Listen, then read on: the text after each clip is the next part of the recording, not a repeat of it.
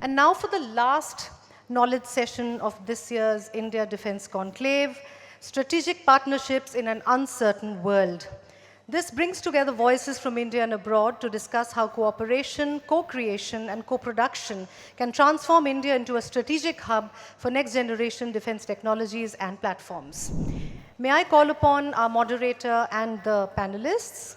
The moderator for this session is Amitabh Revi, Deputy Editor, StratNewsGlobal.com. May I request him to please come up? Our panelists, Mr. Roderick McLean, VP and GM, Air Mobility and Maritime Missions, Lockheed Martin, Mr. Andleeb Shadman, MD, Hensoldt India, and Mr. Venkat Katkuri, Head, Airspace, Defense and Space, India and South Asia.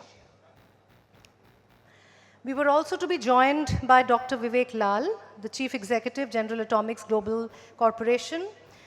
He had a last-minute emergency and he could not travel. However, he has recorded a message and sent us. So first, Amitabh, if it's okay, I will play that message and then I'll hand over the session to you. Let's hear Dr. Lall, please, and thereafter Amitabh will take over. Greetings, distinguished ladies and gentlemen. It is an honor and pleasure to be with you virtually at the 10th India Defence Conclave by Bharat Shakti. I have known Nitin Gokhale and Bharat Shakti since the beginning, and the path that they have forged is admirable, and it's a huge asset not only for India but the world. And so I congratulate Nitin Gokhale and his team for creating this entity. When we look around the world today, uncertainty seems to be the only constant, whether in security, in economics, or in technology. In such times, every nation must ask a simple question: what can we truly rely on?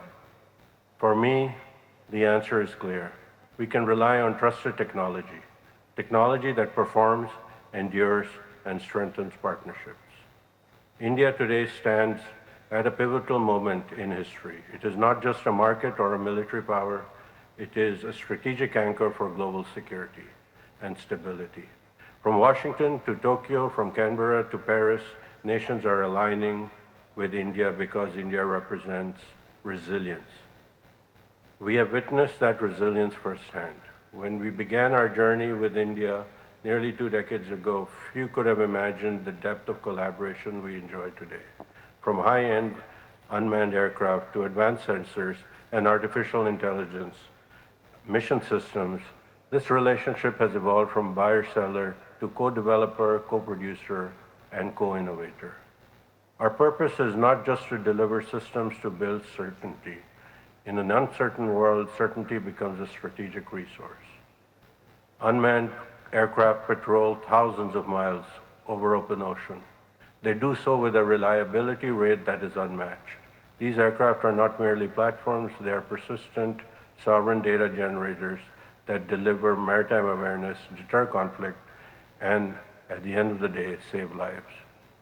This is what certainty looks like. It is measurable.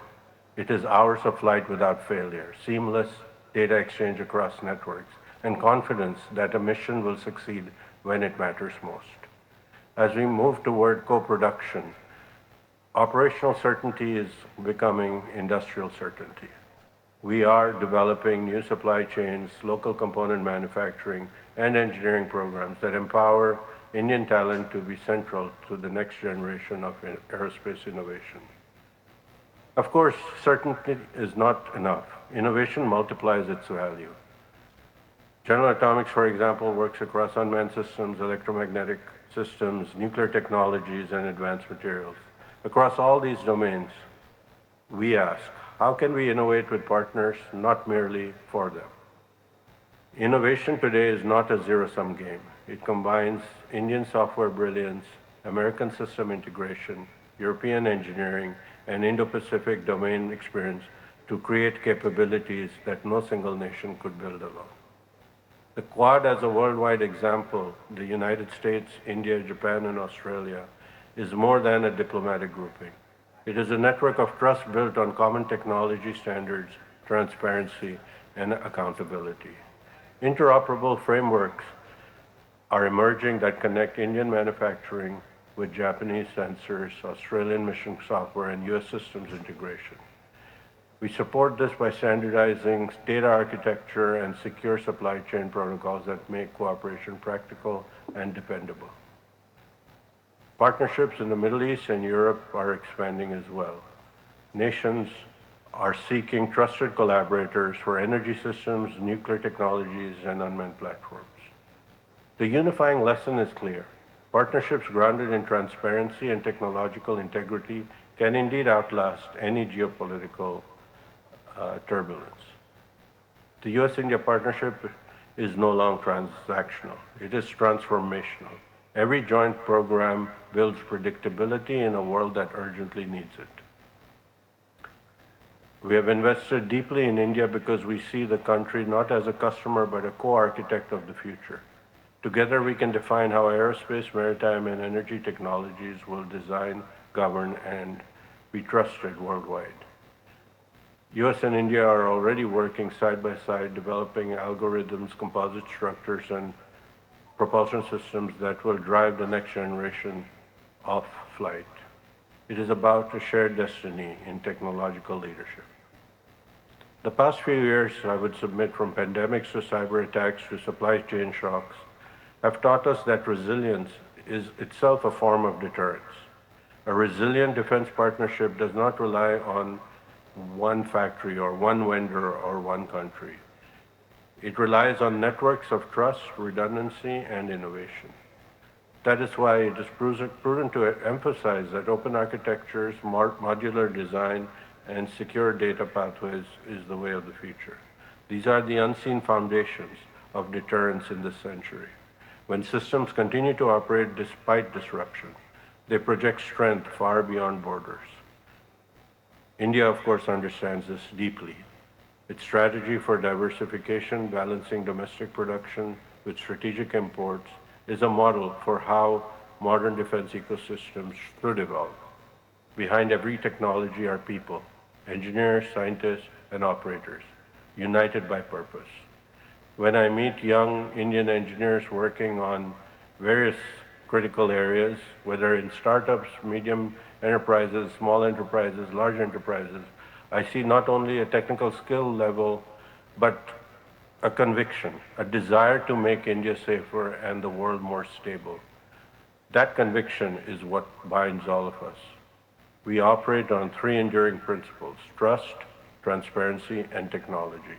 Trust earned through action, transparency through collaboration, and technology that performs when it matters most. So what certainty do we bring to the world today? We bring certainty of performance, systems that fly, sail, and operate reliably in the hardest and harshest of conditions. We bring certainty of partnership, long-term investment, not short-term opportunity. And we bring certainty of purpose, a commitment to help partners, especially India, achieve true strategic autonomy while remaining globally connected. In a world of shifting alliances and fragile supply chains, these certainties matter. They build confidence, deter conflict, and create space for innovation and prosperity. As we look forward, let our shared technologies, our unmanned systems, our reactors, our sensors, and our artificial intelligence systems make us not only stronger individually, but safer collectively. Because in the end, the most powerful technology is not the machine. It is indeed the partnership behind it. Thank you very much for this opportunity. Greeting. We thank Dr. Lall there for his video message. He would have loved to have been here. We welcome all of you who join us here in person for this knowledge session, and we welcome all those who are joining us online and watching this. We have a panel here, leadership of global companies at the cutting edge. Thank you all for joining us on this, in this 10th year of our journey of India Defense Conclave. Roderick, if I would just start with you, I'll give each of you a chance to talk about the topic that we are discussing. That is, Lockheed, how do you see it having evolved its strategic partnerships in India over the long term and the shorter term? Yeah, thank you for the opportunity. Certainly, Lockheed Martin has had an opportunity to work across the globe, being the largest defense contractor. There's 193 nations in the UN, and we have had contracts with over 100 of those countries. But we certainly value the relationship and partnership we've had with India in particular. We've been very fortunate to have some very successful joint ventures working with Tata, with Lockheed Martin, Lall, and also with Sikorsky, our helicopter version of Lockheed Martin. And over 15 plus years, those joint ventures have been quite successful. Lall in particular has provided the empennage, which is more or less the aft end of the C-130, and they're a single source provider. So built in India, literally made for the world. So we have a lot of trust, reliability, and dependability on Lall in particular. But what we value more so is the fact that we've been able to really expand, I would say, the ecosystem supporting that operation, where now we have more than 500 suppliers supporting the Lall and the Tassel operation.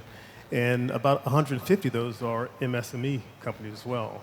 So we're able to really build out the larger ecosystem to support Lall, Tassel, but more importantly, our global customer base across the globe. Andleeb, the Russia-Ukraine war is going to enter its fourth year unless something happens. Gaza and Hamas, we've seen the ceasefires now currently, but it keeps erupting. President Trump claims he's resolved about 8 conflicts around the world. Operation Sindoor is continuing. Conflict and strategic partnership. If you want to just outline in Germany and India defense strategic partnerships, and in particular Hensoldt. Thanks a lot. Extremely important and complex question. Probably a 30-minute could go in this one, but let me try to be as brief as possible. So, yes, what we call this event as Zeitenwende in Germany, it has changed the whole perception about the defense business within the country. Business which was not supposed to be taken in a very prestigious way, maybe 5 years ago, now is becoming something very important. I think the leadership in Europe and also in Germany is realizing that military cooperation with the neighboring or the friendly countries is an extremely good tool to improve the foreign relation as well. Having said that, let's look into how Germany and India is trying to build the business in the defense sector. On one side, I think almost all the European countries, including Germany, is completely over-occupied, maybe running at the brim of their capacity to fulfill the demand within Europe because of this conflict. That's one side. And on the other side, it is equally important that I be very specific about Germany, that Germany should do with a friendly countries and an open and fair market like India at the same time. So of course it's a challenge. It's the two conflicting priorities. I'm sure anyone who has done business with German companies knows about, we have a very special word called BAFA, which sometimes comes into picture. Not as complex as ITAR, if I may say so, but yes, it's something. What I have seen in the past, at least in the last two years, the timeline to get the right licenses have been drastically coming down. So I have a confidence that the intent of the government is also getting translated into the realities. It's very important for us. Just to give an idea, we are talking about a opportunity where how we are maturing the cooperation, and having a right licenses in place would be definitely a very, very important thing to go for a deeper cooperation. Venkat, I'll get to the European part since Andleeb talked about Germany and India. A little, maybe the next question. But if you want to, we can just take off on the topic itself and Airbus and strategic partnerships in India in an uncertain world that we live in. Firstly, I would like to congratulate the Bharat Shakti and team, particularly Nitin Gokhale and team for this 10th edition of India Defense Conclave. Wonderful platform. Complementing what Andleeb had mentioned about the Germans, so let me give with my own understanding on the European side as an Indian. We are privileged as Airbus to represent the major European nations, France, Germany, UK, and Spain as a company. We work very closely with all the nations, and between India and Europe, we see there is a significant progress including on the bilateral trade talks among the European nations. And also there's been a ramp up on the defense ties. As Airbus, we are doing our utmost to further the collaboration between Europe and India in terms of autonomy. And from our end, we are doing our utmost to constructively look at the entire Indian ecosystem to not only to establish and to work very closely. And again, the very theme is the strategic partnerships. It's for Airbus, India is not just a strategic market.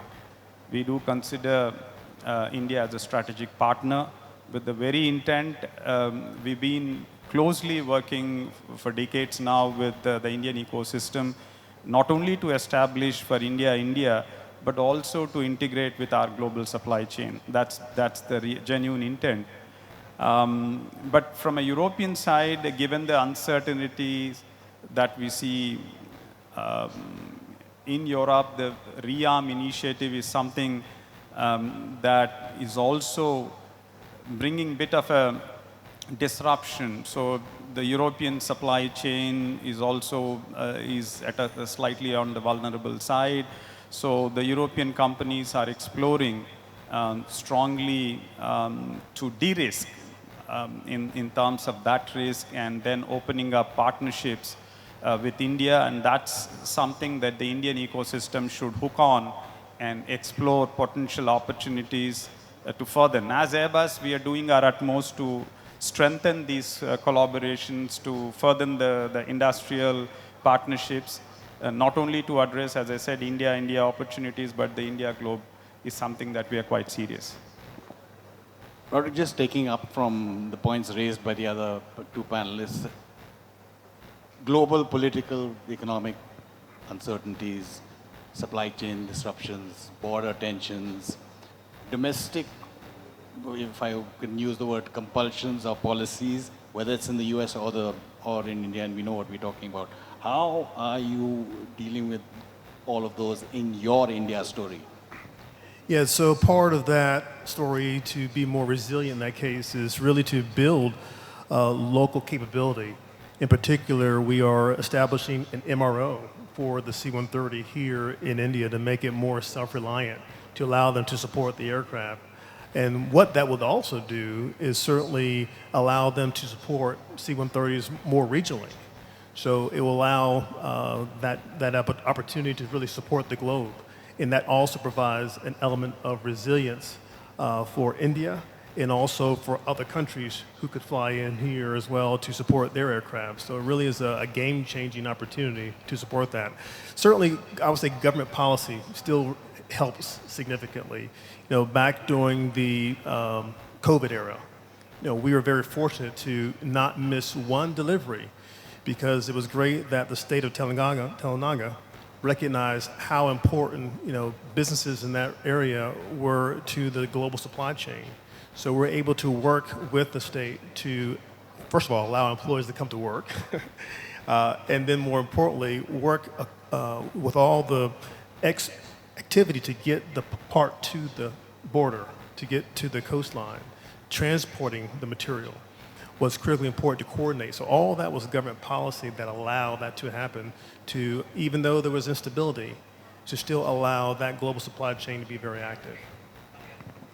And the question I think we talked about last time as well, but just wanted your perspective a year later in terms of what you do as a company, whether it's sensors, radars, electronic weapon suites, protection suites, etc. IPR is crucial. It's crucial for everyone, but what you do is probably referred to as the crown jewels and platforms that everybody uses. IPR and export controls. Those two issues, how do you navigate through them? I think we are just pointing to the exactly right problems that we are facing through this question. So, we are a sensors company, for those who may not know.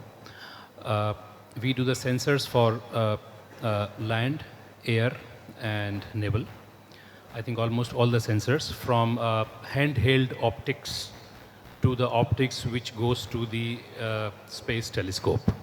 That's the range of the products. We realized, especially considering what India wants to mature or take a completely self-reliant role in the domain of defense, that the conventional model of build-to-print license manufacturing is not enough. We hardly achieve indigenous content which is required by the right procurement agency. So this is, I would say, from my experience, is a well-established truth for me, that just by doing the build-to-print manufacturing, first of all, it is highly unlikely that we would reach the indigenous content which is required. Second is, this would also not help further to advance the defense progress in India. Having said that, so what's the next step? We need to go beyond build-to-print, probably talking about a build-to-specs or what we call a co-development. And that's exactly the challenges what Amitabh was mentioning comes into picture immediately. Okay, fine. Let's talk about a product which has been developed by Hensoldt in the last 30 years. We own the IPR, and now I see a big RFQ from India. And the idea is to co-share the design. We face two hurdles. The first hurdle faced by the export control. The second hurdle is internal to the company. It's a pure business reason. I mean, why a company should transfer something which the company has acquired and learned over the period of last 30 years to India, and what is the benefit? So from a foreign OEM point of view, the first question, that the first hurdle, which is an export control, I think this has more to do with the bilateral G2G topic, probably to ease out and to make it a little bit more smoother. But the second topic is fully within the scope of the two partnering companies, let's say an Indian company and a foreign company. And there comes the challenge. Probably this is where I also agree when I was hearing Vivek, he was talking about that we need to do a little bit more from an Indian company point of view to invest more on R&D. And I'm purely talking about electronics or a defense electronic system here. That's my caveat. This means that if a foreign OEM has a product and which needed to be adopted or a change to a specific requirement to India, an Indian company should be capable enough to modify by taking the background IPRs, which would anyway be owned by the company or a foreign OEM, and build the foreground IP further. My opinion and my experience is that we are just at the beginning of this journey. We have not yet been there. From a Hensoldt point of view, we are trying such approaches, and probably if I attend the event next time, maybe I can share a little bit much more real example that we are trying to do. But we are, let's say, still at the early stage. I'm reading between the lines there, something you can't say as of today. Venkat, you spoke about Europe. Germany has been brought up here. But I wanted you to just give us an idea when you say, is there a European model? What I'm trying to get at is it different from the other competition? Is it offering something more stable, not so restrictive, more predictable? Or am I twisting what I understood from your first answer? Now, let me further what I said. Let's get into the strategic partnership. I think the word, each time I reflect upon strategic partner, I'm sure all of us would remember the one person we can never forget, the late Shri Manohar Parikarji, our former defense minister, was genuinely envisioned strategic partnership. The very intent of him to see that the Indian ecosystem or the Indian industry has the tools and avenues and opportunities to develop themselves. Of course, and then comes hindsight. We are talking now.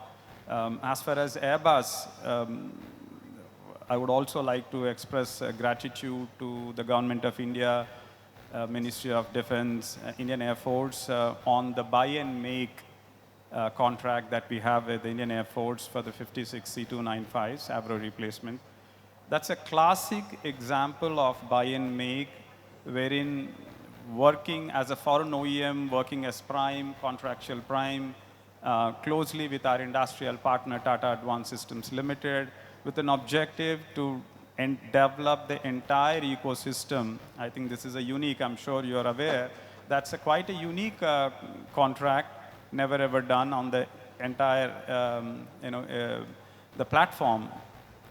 So Airbus has a privilege to be part of that journey, and we believe, that's giving the industry, building the entire ecosystem, the gestation, to learn, develop, and mature. And thereafter comes the strategic partnership. It's a transition from an OEM-led to an Indian-led, and that's exactly being achieved with the forthcoming C295 opportunities that we have. So again, at Airbus, we truly believe in Atmanirbhar Bharat policy, and we are doing our utmost to support and embrace that in our total holistic Airbus policy, because we would like to do more out of India, not just India, but also potentially to source more out of India to be integrated with our global platforms. So that's the message that I was trying to convey, that we are quite committed in India with, together with India, and working on these strategic partnerships. And I would like to quickly add to that point that there's still another opportunity to continue and build upon that model with the MTA opportunity, where C-130J is a great opportunity to build upon the relationship that certainly you have with Tata, and knowing that the C-130J already operates in India, they have the infrastructure, they'll have an MRO. It's a natural transition to then fully build that aircraft in India and really expand what that aircraft can do for the nation. If you want to also quickly give us your experience as a company, that is, risk mitigation, how the government has given you clarity, and if there's the regulatory mechanism, these three issues, what have you faced in terms of experiences? Yeah, go ahead. I mean, from the regulatory point of view and from the support from the government, I think we are passing through a phase which I can describe as one of the best one. From the policy point of view, the DAP 2020 and its implementation, we have seen, and our entire management has seen, a very clear results which you can feel tangibly in terms of the RFQs and conclusion of the RFQs and the process and policies. But of course, I mean, I don't want to undermine what we call it as a compliance landmine. So company still considers some of the factors, but I understand why this is the way it is now, and I hope this should improve. But from the point of view of the clarity, I really do not have much problem in terms of if a company like us wants to look for any clarity in any policies or procedures, and we are not getting, except only one. And I'm sure many of my colleagues sitting in this room would agree with me, which is how do we reach a certain indigenous content level, which is stipulated in the RFQ with the by Indian or by IDDM or different categories, considering the fact that we as a country, we don't manufacture raw material. And I'm specifically talking about defense electronics. And this is the only challenge, which I don't see this as a policy challenge, but I think this is the, I would say, the situation challenge, and probably I hope that when the DAP 2025 gets released, probably it should address this. Chief of Naval Staff said he wished, with the IDC, that's the India Defense Conclave, was around in 2047 as well. So maybe next time we can elaborate a little bit more on the electronic part of it. But Venkat, a quick last question to you in terms of any actionable suggestions you have for the Government of India, for the Ministry of Defense or industry. Yeah, before I answer, I wish this conclave goes beyond 2047 as well. On a lighter note, I don't know whether we will. Yeah.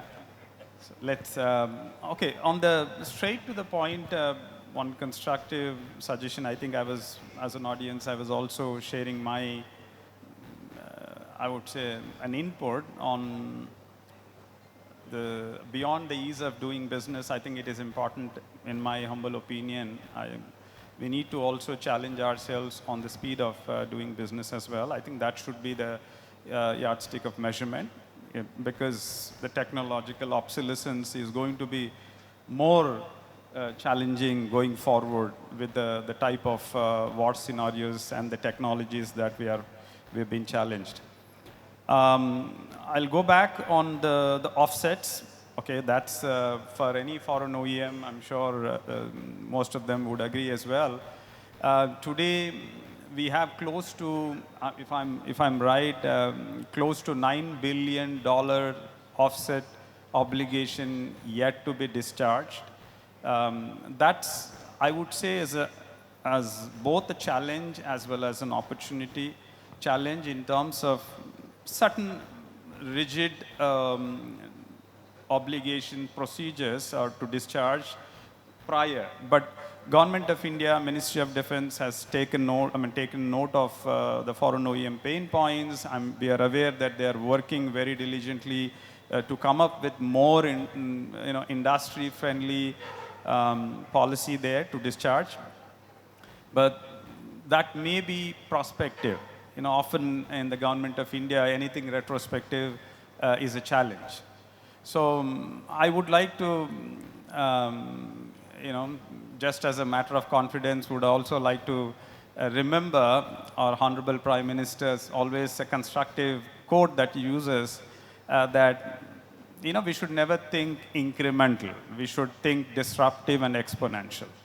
So I think, yeah, at some point of a time, there is a merit to think disruptive. There is a merit to think exponential. Even if we have to go back retrospective, as long as it is helping the Indian ecosystem to leverage of those $9 billion, because going forward, seldom you will have any offset obligations. So how do we reach a convergence point between a foreign OEM and the Indian ecosystem to leverage on that? That's a question. I do not have a wonderful answers. I'm just leaving that thought. But there is a potential that we can converge and work around in the interest of the Indian ecosystem. Second, I would also say, yes, we have been getting certain, I'm talking as an Indian again on behalf of the Indian industry here, industry, when someone invests so much of capex, the infrastructure they wish to cater, that is leveraged across the domains, whether it is civil, aerospace, or defense. Okay, hardly the infrastructure knows what is that for. As long as the infrastructure is common, that can be leveraged across the domains. Do we have those synergies between Ministry of Defense, Ministry of Civil Aviation, and Department of Space? This is something I believe should be disruptive, should be challenged, and again in the interest of the Indian industry and the ecosystem, where the ecosystem can leverage with the infrastructure that they have to offer and cater across the sector. So, and again, I go back to the offsets here. If we can bring those synergies among these, there is a plethora of opportunities that the Indian industry can leverage and work alongside with the foreign OEM to address the pain point of $9 billion significantly and smoothly to achieve. These are just the thoughts. I know it's disruptive, but I would like to leave those disruptive thoughts. So Venkat, Roderick, and Andleeb, thank you for lending a voice as we try to explore how India can move from just being a market to a hub and maybe from a buyer to a builder. As Venkat said, and from Roderick and Andleeb, and definitely from Nitin and the whole Bharat Shakti team, we can invite you again till 2047 at least. That's what Venkat said. Yeah. And thank you again for joining us for this session. And thank you all those people online as well. Thank you so much. Our sincere thanks to all of you for that wide-ranging discussion on partnerships and production, themes that lie at the heart of India's defense resurgence. I request Brigadier S.K. Chatterjee, retired, to please present mementos to our moderator and our panelists. A small token of gratitude.